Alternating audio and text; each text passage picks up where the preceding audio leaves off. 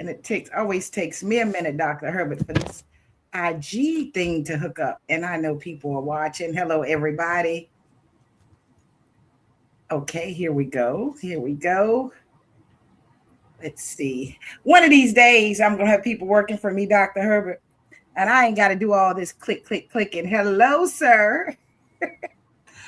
I think that, you always have to stay on top of it, though. No matter Stay how on top. many people you have working, you have to show them how you want it done. Yes, sir. How are you tonight? I'm incredibly great. And It's you? that I'm good, Dr. Herbert. It's that smile. At one time, I guess I'm gonna just be honest with you. When I see you on Instagram, when I see you on LinkedIn, when I see you on Facebook, I'm thinking Dr. Herbert giving those good words. That's why people following him. It's that smile, Dr. Herbert. Well, thank you. I'm, Thank you know, you. I'm, I'm always full of joy. I try to always see the good in everything. You And do. so no matter what it is, it's like it's a good thing. And when well, first, let me say thank you for blessing my platform with your presence. Okay. My pleasure. I love what you're doing.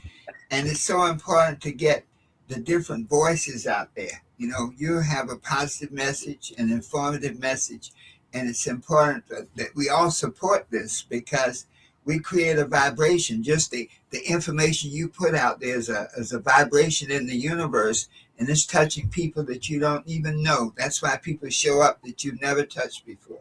Wow. And I want to go back to something you said, Dr. Herbert. You said how you try to stay happy and everything, right?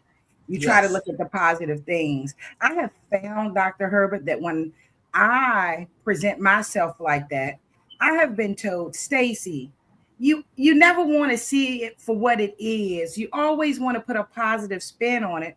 But I think people don't realize that that's a great way to be. Well, they create the world based on your perception of it. Two people can go to the same party. One Okay. person walks in and the music is banging, the people are good looking, the women are beautiful, the men are handsome, there's lots of hors d'oeuvres, and man, this is the best party I've ever been to. The person right next to them that came up on the same elevator walks in and says, "Oh wow, all these people all dressed up, they're stuck up. You know, I don't know where that food comes from. That's a lot of fried food. That's not good for you. I don't like the music. And look at how short those women's dresses are."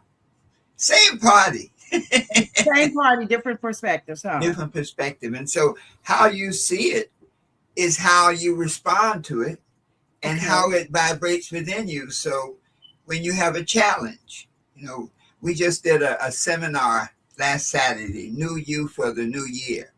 And, Okay. and there are four parts in it. Part one is assess your situation. That every journey requires two coordinates, requires a destination and a location. Your GPS is no good unless it has a location, and then it can figure out and you give it a destination, and it can show you the way. So to assess your situation and say, hey, this is my strengths, these are my weaknesses, these are the things I need help in. And then once you've looked at that, evaluate your progress. For example, we talk about the Ben Franklin method to list all the good things you've done. Many times we overlook all the good that we've done and focus on the failures, the disappointments. And so you look at that and you add up, I got a whole lot of victories and very few lessons. Then that means I'm on the right path. Let me make a few minor adjustments. If you look at it on the other way, and you got, man, I got a ton of lessons. So there are no defeats. They're either victories or lessons. Okay. See, I got a ton of lessons, man. I need a checkup from the neck up. I need to change. I need massive reconstruction here. You see? Right. And so that assessment helps you figure out who you are. The second part now is based on your assessment. What changes must you make? Do you need to change some thinking now? Maybe you've been seeing the glass half empty. Now, if it's half empty, then your perspective say, well, it's going to be completely empty soon. Right. But if it's half full, your perspective is, hey man, it's going to be full soon. And so you look at the perspective. What do I need to change? many times you have to change your attitude. So when you hit a rock, you hit an obstacle, you hit a difficult person, then you look at it and you say, well, what good lesson am I supposed to learn from this? What good experience am I supposed to get from this? So many times you fall in a hole. The first lesson to learn is stop digging. Right. Okay. Second lesson is look up. And so at least with those two positive vibrations, let me stop digging. Let me look up. Remember the prodigal son? In the Bible, it Yes, says sir. the prodigal son Please took. excuse me. This never happens until I get on live. It's like being on live gives me an allergy or something. I'm sorry. That's okay. Okay. Yeah. Well, in the prodigal son, he gets his inheritance from his father. He goes out and he wastes it, and he ends up in the pig pen, somebody else's pig pen, feeding somebody else's pigs. Right. But he says, in my father's house, even the servants have food and more. And so this is looking and saying, hey, my condition does not define me. I come from good stock. I'm a child of God. And he says, now with that realization, he says, I will arise, which means I'm going to change my thinking. I'm going to lift my consciousness, and I will go to my father. And now when he, in his thinking, he said, I'm not even going to be his son again. I'm just going to ask him if I can be a servant. I'm not worthy to be his son because I've messed up. And so many times in our lives, we look at the fact, we're like, oh, I really messed up. But then when we look at our consciousness, say, the father, remember it says that when he was a long way off, the father ran to meet him. So the moment you change your thinking about yourself, the moment you change your perspective about yourself now, then the universe races to confirm that new thought, that new vibration that you're sending out. So this idea of assess, then what changes do I need to make in my life? Let me change my thinking. Let me change my emotions. I'm thinking, oh, I'm insecure. I'm jealous. I feel rejected all the time. I think maybe people don't like me. So let me change my emotions now to, I'm not fearful, I have courage. I'm not jealous, there's enough for everybody. Right. I rejoice in their victory. So rather than to be jealous, if I see you go out and have a great victory, then I take it from the perspective, oh my goodness, if she could do it, I can do it. Right. And so that idea, what changes you have to make in your life, and these changes may be in your thinking, maybe in your emotions, maybe in your habits. Sometimes you have people that have really good things to do in the world, but they have bad habits. They're always late. Okay. Mm-hmm. Very talented. There were musicians when I was in the music industry. And when you're in a recording studio and you're paying a couple $100 an hour, you got a band there, and the bass player shows up late. Okay. So here for an hour, a half hour, everybody's sitting around waiting for the bass player because you need the bass player. Right. And so no matter how talented that bass player is, at some point people are going to say, hey, I'll accept the bass player that's not as good as he is, but at least he's going to be here on time. So what habits do you have that you need to change? And then Stacey, here comes the big one. What's the big one? What relationships do you need to change? That gets hard.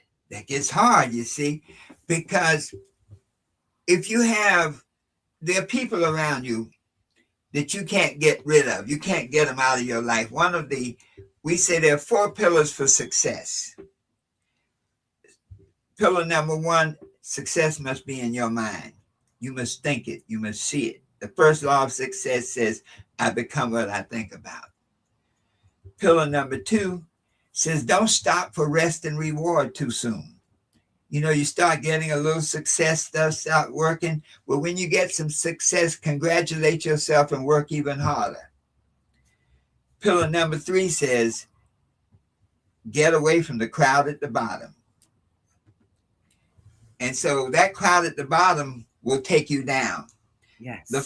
The fourth pillar says, be willing to change your life completely, to do whatever it takes for as long as it takes to create the vision that you have for yourself.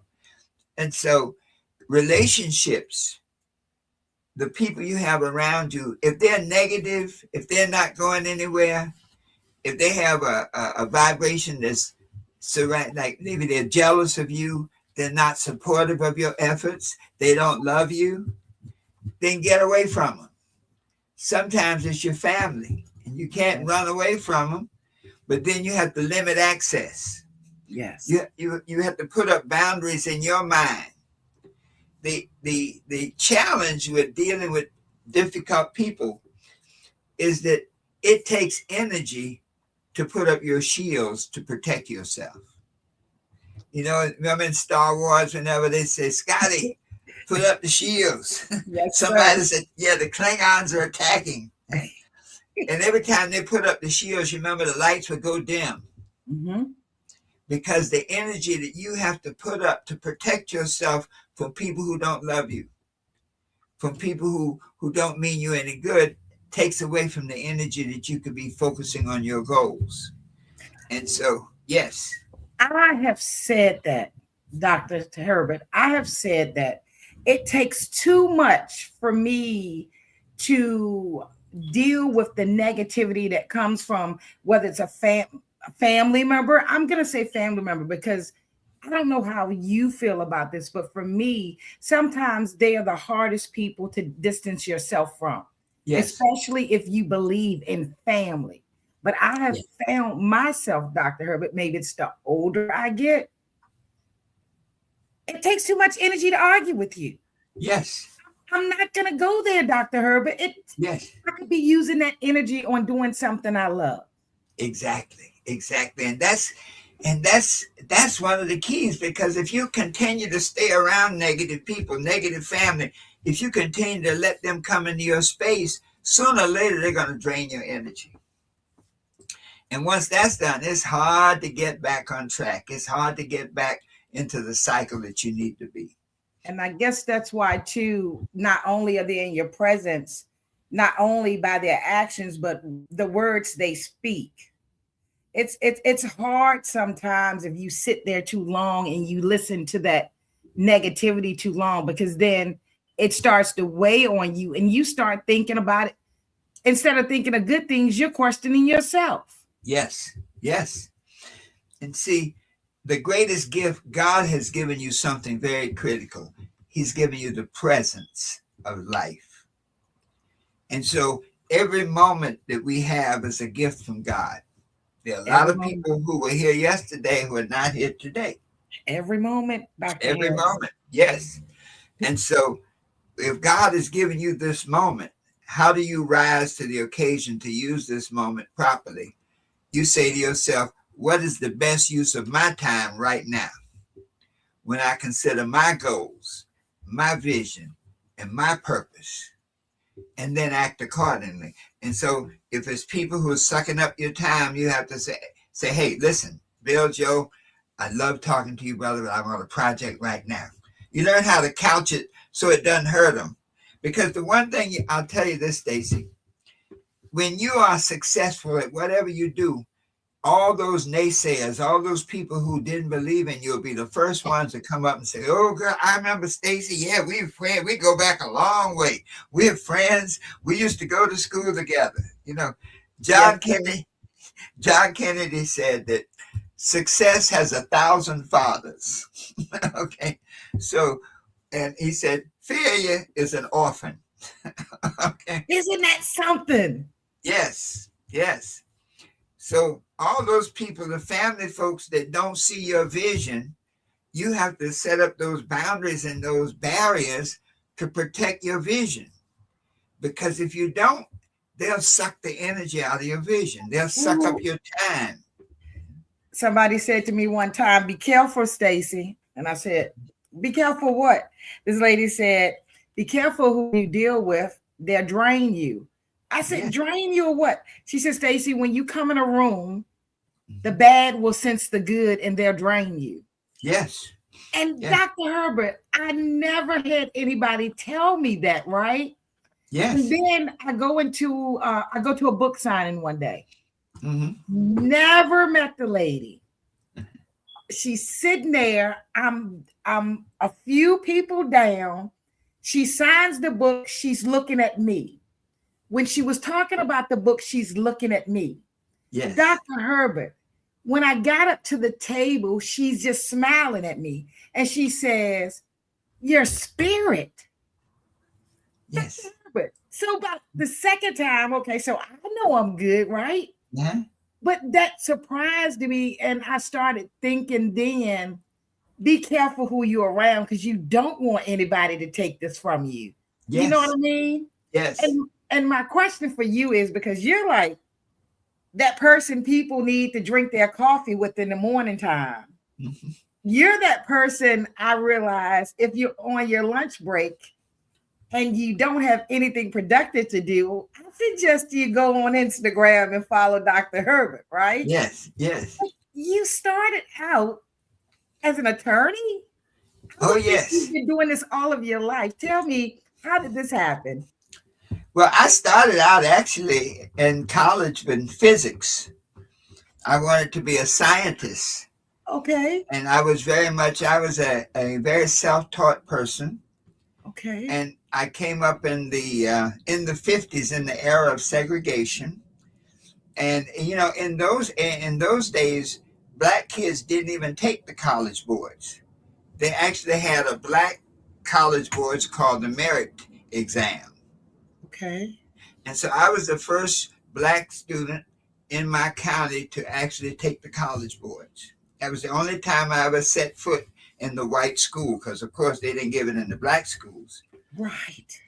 And so that I did very, very well on it, except for one, the last test of the day I did poorly because I had to go to the bathroom and then I was afraid to do it.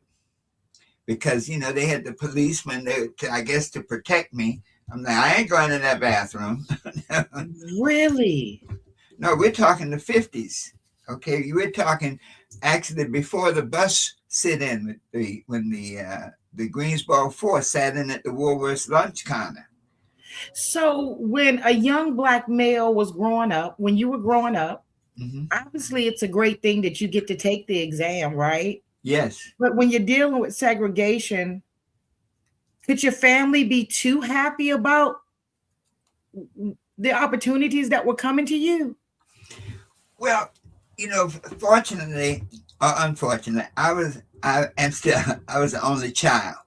Okay. So I didn't have any siblings. A lot of times you'll have brothers and sisters. I didn't have any brothers and sisters and no cousins that I knew of. Okay. And so as a result, I didn't have that sibling rivalry. Many times I have a friend who did have brothers and sisters, and when he got an opportunity to go to an Ivy League school, he really wanted to turn it down because they pumped such negativity. They gave him all the negatives. Oh, you're going to go way away from home. You won't be able to come home. You'll be around all these white people. They're not going to like it. You're coming from a segregated school. You're not prepared to deal with that. And so he didn't take it. So when you took it, and I guess maybe what I'm wondering is, as a parent, during that time, I'm happy that my son can do this, but on the other hand, I have to worry about how the white people will treat him. Yeah. Did your parents go through that? Yes. Oh, yeah. Because they grew up in the South. My mother was a teacher, taught in segregated schools. And, you know, in the segregated South, you didn't get new textbooks. The textbooks you got always came down after the white kids had used them. And so you got secondhand textbooks, but you didn't mind it because you were getting firsthand knowledge because the teachers cared about your education. They had high expectations for you. And that was when you had African-American teachers, yes. And it was segregated. Yes. And so the reason my mother actually let me go, I had actually gotten a scholarship to go to Fisk after the 10th grade. Ooh. But my mother wouldn't let me go. But when I got the scholarship to Columbia, she had gone to Columbia, and as a little boy, 10 years old, she had to take me to class with her. And I would walk around that campus and I said, one day I'm going to be there. And then I had an uncle in New York. And so she felt a little more comfortable about my going to New York because we had family there. And so that's why at 16 years old, I went to an Ivy League school. There were like 725 students, of which 5 were Black. And by the end of the first year, there were only 2 of us left and only 2 of us graduated. Wow. Yes. Wow. Yeah. Thank you, Sarah. Sarah says, secondhand books, firsthand knowledge. Love that. It's amazing how some people would take what they went through and look at just the negative on it. And yet you said what you said about those secondhand books. Yeah. And I love how, because we had spoke earlier, I love how you explained that being in an all-Black school wasn't the worst thing in the world. No. I'm just coming in from a teacher who was one of my teachers and the librarian, and she was a pivotal person in the civil rights era. She was in the school in the 50s. She was 96 years old. She just made her transition. So I just went to the wake tonight before coming to here. That's why I'm suited and booted. And suited and booted. Yeah. And but she was the lady that helped when they integrated the school system. Even though the Supreme Court decision came down in 1954, Brown versus the Board of Education, the Southern schools still fought it. And Wilmington, North Carolina fought it until 1968. They didn't integrate the schools until 14 years later. Who fought it? The school systems fought it. The states fought it. So the schools that African Americans went to, the majority, did they want to keep it like that, or? Yeah, they didn't want to have integration, so they just disobeyed the court order. The court said the schools should be integrated at what they say forthwith, which means right away. And many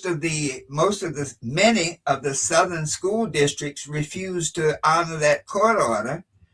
And so in this town, Dr. Eaton, in those days you had a very a middle class, a class of Black professionals.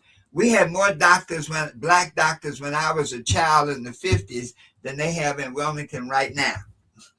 Okay. Wow. Oh yeah. And so the doctor, Dr. Eaton, had to sue the Board of Education to force them to follow the law that the Supreme Court had laid down in 1954. Oh, and that happened all over the South. But nobody talks about that. People will make it seem like we wanted to go to the other schools. Well, integration we did because we thought that, and it's really a contradiction.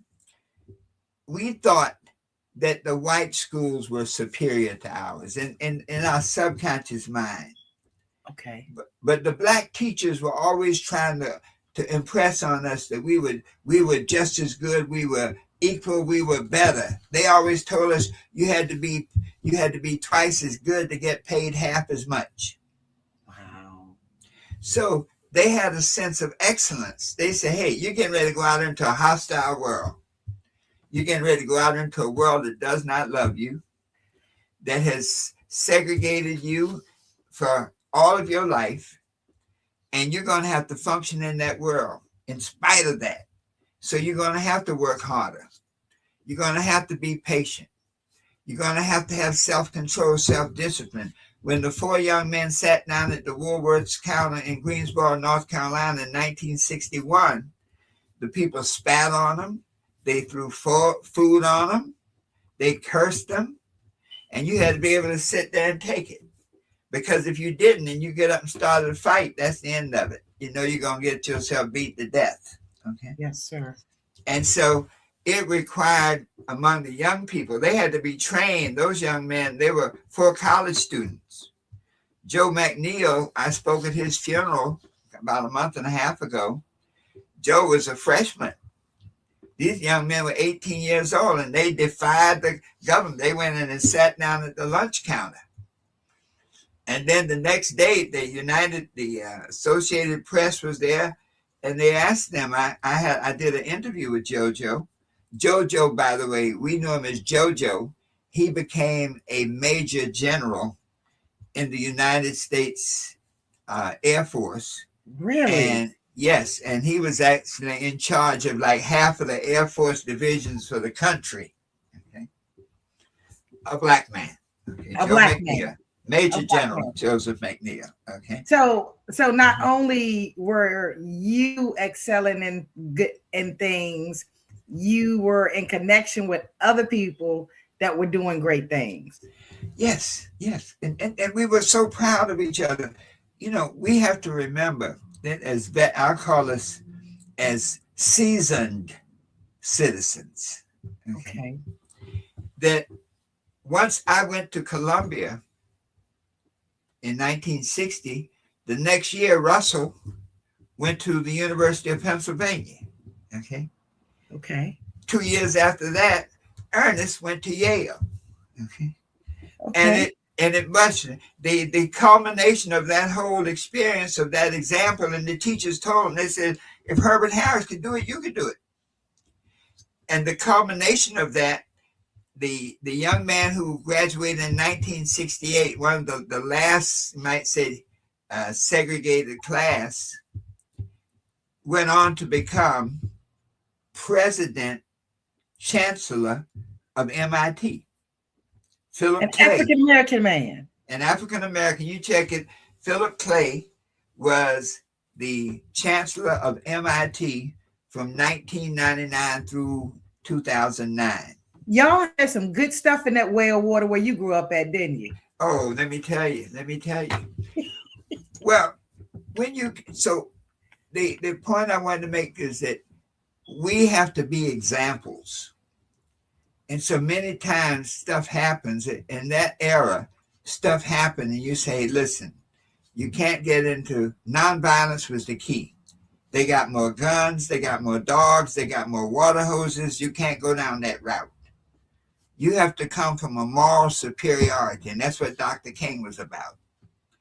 But most of the people in the civil rights era were young people, 18, 19, 16, 17, those little kids going to school. You see that picture with the lady with the National Guard helping her integrate the schools down in Little Rock, Arkansas. Yes, sir.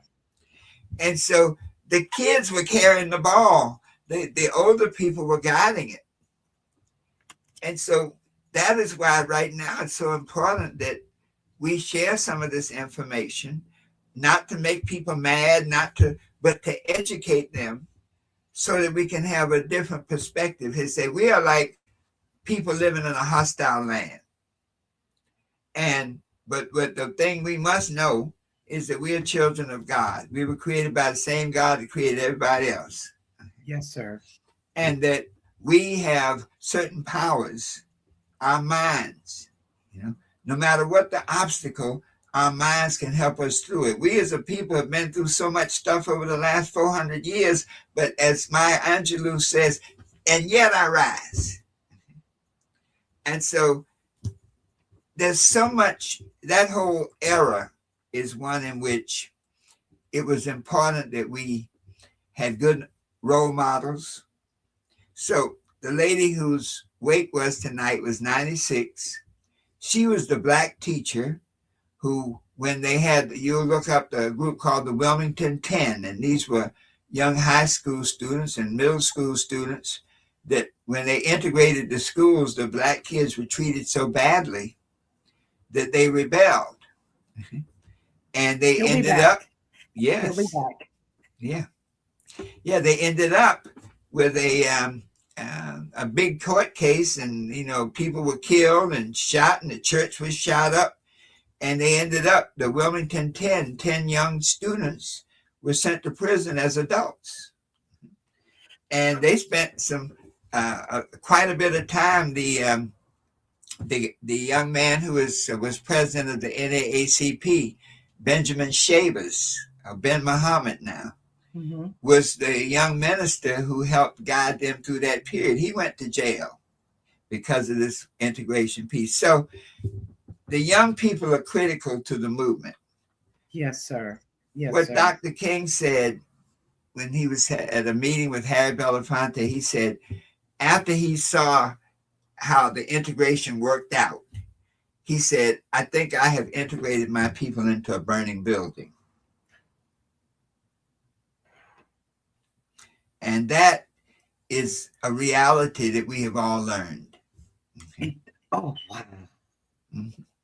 And so many of the things we had as a people, when I grew up, you had black cab companies, black plumbers, guy across the street, a black oil company, black restaurants, okay? Because there was no, segregation was like absolute. You didn't, the first 16 years of my life, I never really ever talked to a white person. That's how absolute segregation was. You didn't do anything, even the stores were segregated. They show you the colored water fountains and the white water fountains, the colored bathrooms, the white bathrooms. I mean, that was the law of the land. And so I'm sorry. So I'm still, even with all of this, right? Everything that you've gone through, you've made some major accomplishments. Yes. Some people would have let all of this keep them in a certain position, not ever wanting to come to grow out of that position. And that's go ahead, sir. Well, that's my message as a teacher, as a speaker, that nothing is impossible. Nothing is impossible. That nothing is impossible. That no matter what experience you have to learn how to, as I was sharing with you, how to move between the raindrops. You have to learn how to frame it that in a way that empowers you. Go ahead, because I just got questions for you. Go ahead. Yes. Well, Thomas Edison, I'll give you an example. They tell the story of Thomas Edison when he was trying to find a filament for the light bulb. And they said that a newspaper guy was interviewing him, and they said, Mr. Edison, why do you keep trying to find this filament? Basically, if God wanted there to be light bulbs, they'd grow on trees. And you have failed over 3,000 times to find this so-called filament to make a light bulb work. And Edison said, no, I have never failed. I have successfully identified 3,000 ways that will not work. Good answer. So we go from being an attorney to being a speaker. And now you've got this book, 12 Universal Laws of Success. What inspired this? Did it just come to you, or is it based on the things that you've gone through? Well, I have always been a student. I had an Aunt Lil who was into personal development. She was one of the apex beauty sellers, the door-to-door salesman in Philadelphia in the I guess in the 40s. And she was a seamstress, but she was always in the personal development. And so people like Madam C.J. Walker, John Johnson, Mr. Joe Dudley, they taught personal development. Okay. That's how they were able to motivate their people to overcome those barriers of being Black, of being poor, of being uneducated, to say, if you have a will to win, you can make it happen. And so that book, that was my mindset always, coming from my aunt, that was always my mindset. I started to study, I guess in the late 60s, early 70s, I started reading up on the unity and Napoleon Hill, and these people who were saying that you could do incredible things with your mind, that you can be successful, that nothing is impossible. And one day I took a course, and I went out and I learned about personal development from a business point of view, and that your mind can create your world. That if you can see it, you can be it. If you work at it hard enough, you can accomplish it, that nothing is impossible. And once you start on that vein, it's gone. So I was so impressed with it that I started a newspaper. We had a newspaper called Willpower, Bill Power, right in Harlem. And we published positive messages, and we started doing personal development classes. And it started, we had 6 classes, and it was like self-image. You got to see yourself a certain kind of way. Attitude. Your attitude are like sails on the boat that is your life. If you have a bad attitude, it doesn't matter how much talent you have, you're not going to make it. They say your altitude is determined by your attitude. Communication. How to look a person in the eye, how to talk to a person. Many of our young black men at that time didn't have that kind of confidence to look a person in the eye, white or black. That was not a model that we had as children. But how to look a person in the eye, how to shake their hand with confidence, how to manage your time, how to set goals, how to make an action plan. And we built a whole series on that topic that eventually evolved into some newspaper columns I started writing. I had a column called Thoughts for Success, and it was syndicated through most of the black papers. We went about 200 newspapers around the country. And then one day I decided I wanted to really teach. And a point I want our listeners to get is that when you have an idea, a vision, God does not give you a vision without a provision. You get no problem without the wherewithal to solve it. And I had that vision. I said, I want to teach. I want to teach in college. I go out the very morning I had that vision in my meditation. I go out, I run into Dr. Mattie Cook, who was president of Malcolm King College in New York. I ran up, I said, Dr. Cook, I said, I was meditating and I want to teach a course in your college on success. She said, what's the name of the course? And out of the blue came the title, Achievement Motivation. She said, I love it. Can you be in my office today at 4:00? And I'm like, yeah, I think so. I got there. So 4:00, I was there in her office. And what she shared was that there were a lot of people. It was like a junior college format with a lot of people who had been out in the world, a lot of soldiers coming out of the service who wanted to go back and get their degree. So they were like coming back. They weren't your traditional high school to college students. They were people who had lives and children and things like that. So you had to teach them differently. And once I started looking at the great success books, there was no book that I could share with them and use as a book for the course, because many of them were not heavy-duty readers. You take a Napoleon Hill, Think and Grow Rich, you got to read. You got to be and I didn't. And in a class environment, I wanted to create a message that was each one was self-contained.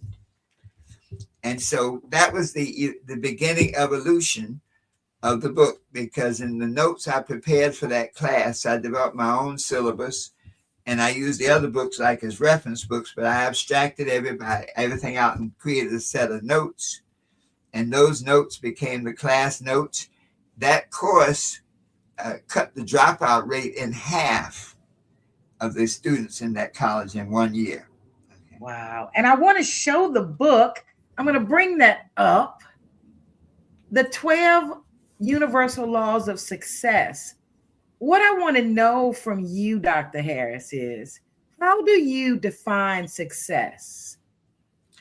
Success is a continuous realization of your worthwhile purpose. In other words, God created you for a reason. And so success is the realization of that reason, and the continuous realization of it, which means that you grow into success. There's no on and off button about success. The first move of success is to think it. You say, you know what? I think I can do better. I don't have to stay stuck in this situation. These circumstances don't define me. I can think a new thought. And then that second law of success, it says, if you can change your thinking, you can change your life. And see, each one of the laws in the book is based on scripture in the Bible. It's not a religious book, but I wanted people to have a frame of reference so they didn't say, oh, Herbert Harris just created this. No, this is straight from the Bible. The scripture says, as a man thinketh in his heart, so is he. Duh. So this is not manifestation. This is what it says in the Bible. This isn't something that we have to try to do on our own. It's a matter of following and trusting what God says. Trusting God and being in alignment. You know, it's a powerful thing to say, well, God created good. Yeah. Well, why is there evil? Well, evil is the absence of good. Okay. And so if you always come in from the perspective of, I'm here for a good purpose. I'm here to do good things. So then everything in life that comes to you now, that second law of success is, I can change my life by changing my thinking. So if I see this as an obstacle and I say, man, this is a wall, it's blocking me, it's very tall, I can't get around it, woe is me. Mm-hmm. Or I can change my thinking and say, I see this as a wall, but if I can make a ladder, I could climb to the top of that wall and I can see further. I don't have to knock the wall down. I just have to figure out a way to overcome it. As you talk about these laws of success, what would you have one that you think is the most misunderstood about, as far as when people think about things? What is like the one that stands out that you really need people to understand? Well, the third law of success is the law of vision. And there's so much in the Bible. The scripture says something very profound. It said, where there is no vision, the people perish. And so you have to have a vision for your life. If you don't have a vision for how you want your life to be, then there's a world vibration. Like, we see many of our people get caught up in drugs, get caught up in alcohol, get caught up in, serial relationships, get caught up in stuff. And say, well, why is that? Because there's a world vibration that will suck you in accordance with the negativity that right now there's a lot of that in the world. And so you have to have a clear vision of what you want to be. The Bible always talks about the promised land. See, now I teach metaphysical Bible interpretation. So there's got to be a Moses. There's always got to be a leader to bring you out of a certain situation. So if there were no Dr. King, there would have had to have been another leader, a Dr. Jones or somebody. There has to be a person who leads. Okay, that's a principle. And there must be a destination to be led to. Okay. And so Moses always wanted to get to the promised land. That was the whole idea. I want to get the children of Israel out of Israel to take them to the promised land. So in a personal way, the promised land is the vision we have of ourselves, of what we would want our life to be. I'll tell you an example of vision. I've done a lot of network marketing. I've been involved with companies, made millions of dollars. Yeah, I've read they call you a high earner. Yeah. And the beauty of network marketing is you teach other people how to fulfill their dreams. Well, one of the things is the vision you have of yourself is the promised land that you work towards. So I had a coach, and he asked me what was my goal. I said, you know what my goal is? I said, my goal is to make $1 million a year. That's what I want to make in this network marketing. I know other people have made millions a year. I want to make $1 million a year. And my coach said, why not make $1 million a month? And I stopped in my tracks, Stacey. I said, I did not have a vision of what my life would be like making $1 million a month. It sounds like I learned something a few months ago. Something hit me. So I'm walking around and I'm talking about I want a small space for my own talk show, right? And then it hit me one day, and perhaps it was God. Why are you putting a limit on yourself when you're asking God for this? What is, and I get it now. It's the vision. Why can't I vision? Why wasn't I visioning myself in a large space with 100 seats? You know what I mean? Yes. Well, think about Michael Jordan. Michael grew up here in Wilmington. And did not make the team, right? Did not make the team. They cut him off the team. And when you think about it, but he had a vision of what he wanted to be. He really wanted to be good at basketball. He wanted to be the best. And he worked. He would be the last one leaving the gym. He would be the first one there in the morning. So Michael perfected his skills to the point where he became indispensable. He became the man. He understood the game so much. He says, not to be where the ball is you want to be where the ball is going to be. Okay. And you want to practice that shot so many times from so many different places on that court that when you go up to shoot, like he says, 29 times I have been entrusted with the final shot and I missed. But it's because I missed that I win, because he kept on shooting. Wow. Okay. So I get what you're saying about the vision, right? But I know you also touched based on worrying, right?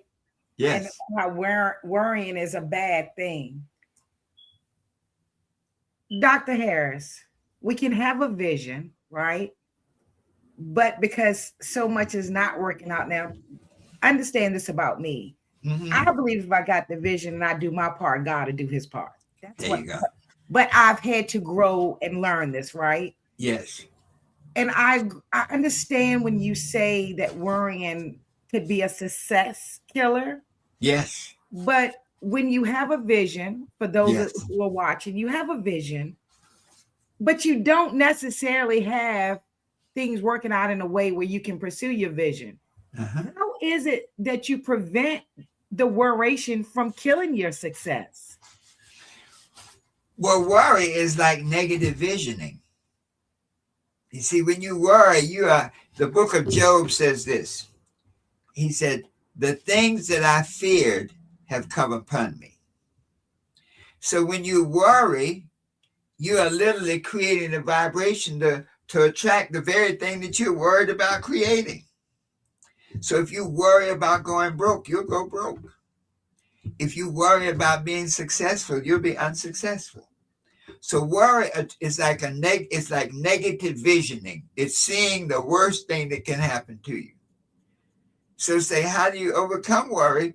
There's a whole process, and one of the things in the book we do is to give you specific step-by-step stuff, how to overcome worry, how to overcome a lack of self-discipline. And so when you think about how do you overcome worry, the first thing you have to say, well, you know what? No amount of worrying is going to change the outcome. Exactly. Okay. Exactly. So if I accept that, then the second thought is this, that let me look at it and say, hey, what's the worst thing that can happen? Okay. The worst thing that can happen is I lose. The worst thing that can happen, I get killed. The worst thing, whatever the worst thing that can happen, then you say, okay, well, if that's the worst thing that can happen, then how can I improve upon the worst? So you say, I want to build this house. I have this vision, and I can't seem to get it off the ground. So what am I going to do? Well, let me now look at it and say, well, what's the challenge? What's the worst that can happen? Well, the worst that can happen is I don't get the house. All right. So how do I improve upon that situation? What do I need to get the house? Well, number one, you're going to need a down payment. Number two, you're going to need good credit. Mm-hmm. Number three, you're going to need some type of employment that's trackable, that's steady. Mm-hmm. And once you break it down now into pieces, you see, the vision is manifested through the steps that we call goals. So so before I say I can't do it, figure out how I can do it. Figure out how you can. So many times persons say, I don't know how to do that. Say, okay, well, if you did know how to do it, what would you do? Right.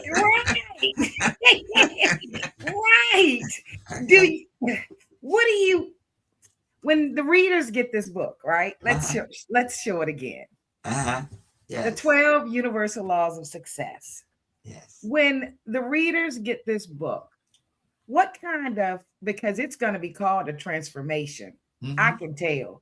What kind of transformation do you want them to get from the experience of reading your book? Well, first, I want them to understand the learning process. Okay. In other words, this is not a book to read for entertainment. It's a book to read for transformation. Okay. And so the first chapter of the book, we talk about the SQ3R study method. And so it says now that as you're approaching this book, to use this study method, S means survey. So you take the book and you look through the book and you look at the table of contents and you say, oh man, these are some of the things, how to develop your purpose, how to develop creative imagination. Wow. 7-point formula for eliminating worry. I need that. Okay. And so you look at you survey the book and get an idea what the contents are. The cue is to set some questions. And so as I pick this book up or any article, you say, what questions do I expect to get answered with this book? I want the question, I want to learn, how do I set a goal? How do I make a plan? How do I deal with obstacles? How do I deal with my attitude? How do I deal with people who don't want me to succeed? I set up questions in my mind. Then R1 is to read the book. And see, the book is written in, there are actually 12 chapters. Each law is a chapter, but each chapter stands alone. So it does not have to be read in order? No, doesn't have to be read in sequence, because I wanted people to go up and say, hey man, I need to overcome procrastination. Okay. Or I need to overcome lack of focus. Let me go to the law of focus. Seems like I get started on something, I get halfway down the road and I get distracted. And then I got to start doing something else. And so I never get anything done. So let me go to the law of focus. And now I can go straight to the law of focus. And I start reading on the law of focus. And I'm like, okay, yeah. So, what can I say? The law of focus, it says, have that single eye.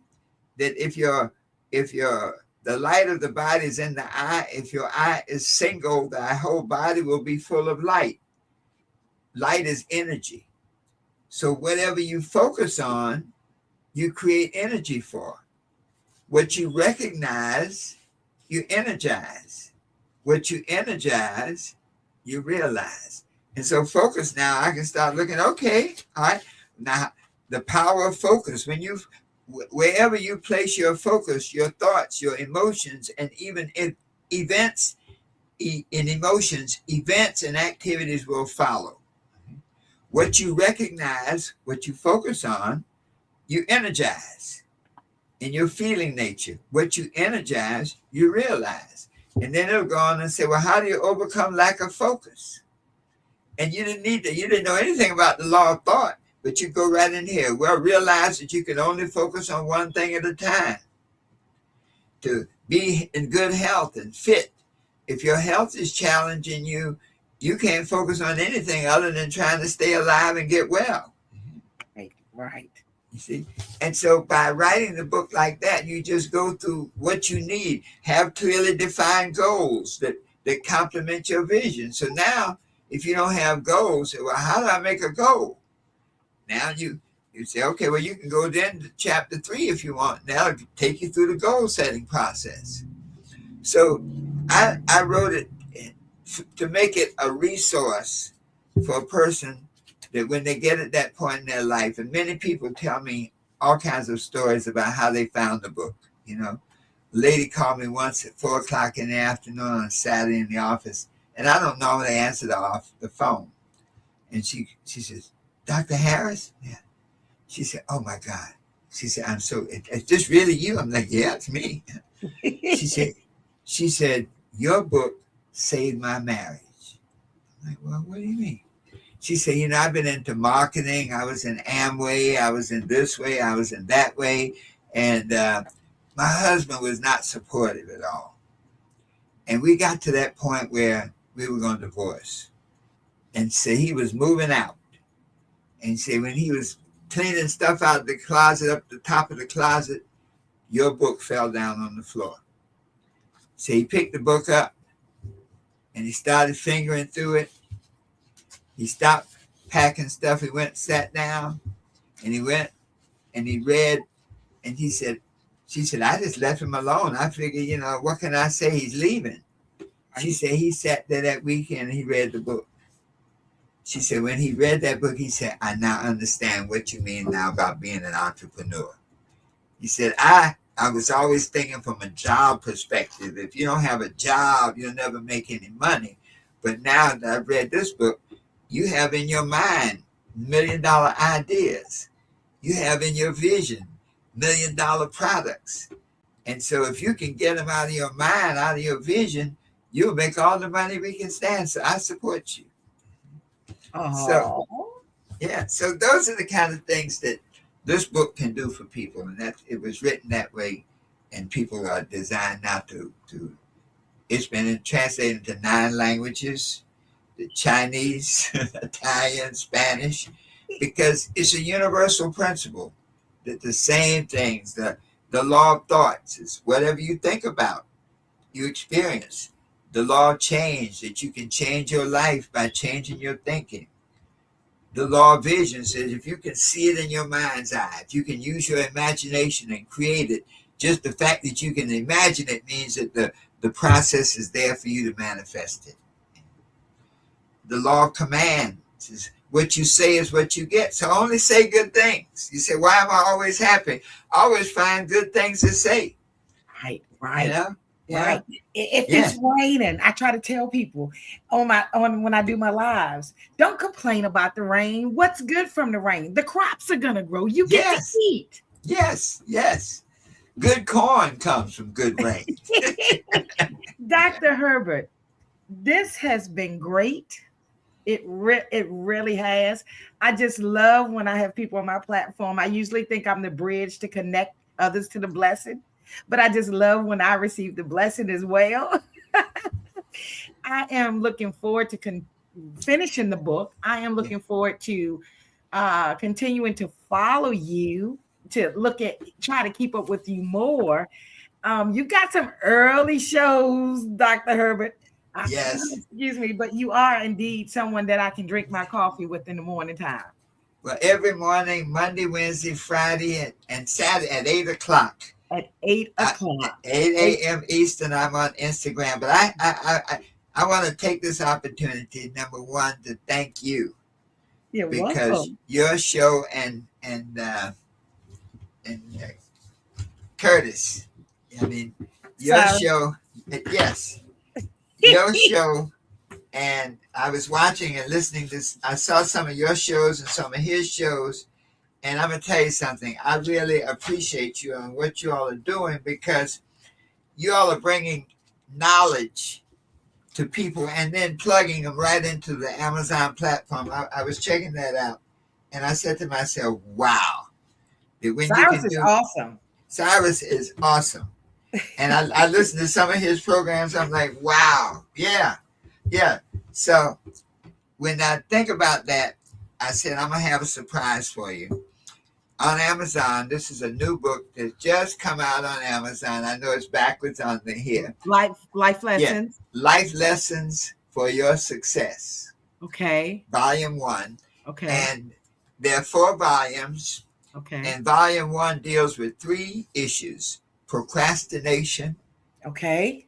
self-doubt, Okay. and lack of focus. Look at you. God that told you what to tell Stacey about today. Okay. And so I said, so this the first time it's been shown on the internet. It just was up last Friday. Congratulations. So this is you're premiering it. But one of the unique things about this book, we have people on the back. I interviewed 104 people, and in the book, interspersed with the information, I have an interview where they talk about their greatest victory. Yes, sir. Where they talk about how they overcame their greatest challenge. Okay. So you can learn from the message and learn from hearing other people's experiences. So it premiered on your show. Hold it up again. Hold it up again. Hold it up again. And what's Life the name of it? Lessons, Life Lessons for Your Success, Volume 1 by Dr. Herbert Harris. And there are 4 volumes. 4 volumes. And they can be purchased on Amazon. Yes, Volume 1 is just released this Friday. Okay, congratulations. And can I tell you before we go, I recognize my biggest fear. Mm-hmm. My biggest fear was fear itself. And then I created a shirt because something hit me and it's hard sometimes. The very thing that frightens you, it's hard to move past it, but I've learned to get my nerve up and do it. And I've realized that fear blocks blessings. Uh-huh. Faith attracts blessings. Yes. So certain things now, instead of letting my mind convince me I can't do it. Yes. I do it, and I realize fear would definitely block your blessings, Dr. Harris. That's it. Fear is false evidence appearing real. Yes, sir. How do they follow you, Dr. Harris? Well, our Instagram, we have Dr. Herbert Harris. Okay. Dr. Herbert Harris. Our Facebook is our website is herbertharris.com. Yes, sir. And I'm going to start interviewing some more people for some more volumes on the life lessons. And so you can go to herbertharris.com and book a call. And I'd love to chat with folks and see, hear a little about their challenges and how they overcame these things. And so that's one of our major pieces. And then on YouTube, I'm getting ready to change the name, but it's right now on YouTube. It's Herbert the Millionaire Maker. But I'm going beyond money, You've gone beyond money? Yeah, we're going beyond money. Well, so we're going to have a new handle, but those are my main. The Instagram, we're live every morning, Monday, Wednesday, Friday at 8 a.m. 8 a.m. And then most Saturdays at 8 a.m. Okay. Live. And I'll head over to YouTube and subscribe to your channel. Thank you. You take care of yourself, sir. It's been a pleasure. I was going to ask you about coaching, but you got the 8 a.m. calls now, so. Yes. Well, reach out to me because I do take a few coaching clients. Yes, sir. There's some people that really I have a coach. Okay. So it all. Michael Jordan has a coach. Oh, yes, sir. Okay. Yes, sir. So that's just part of the process. And I hear your phone ringing. You take care of yourself. All right, my dear. Thank you. Have a good night. You too. Keep up your good work. You can be what you want to be, do what you want to do, and have anything you desire, always knowing that the best is yet to come. Thank you. Thank you, sir. Have a good one. Bye-bye. Yes, I thought the blessing would be for you, but I got blessed as well.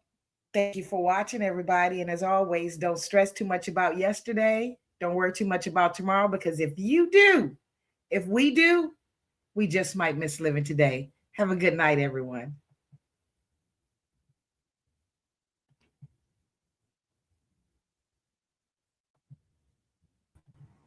Thank you. Well, we went a while, didn't we?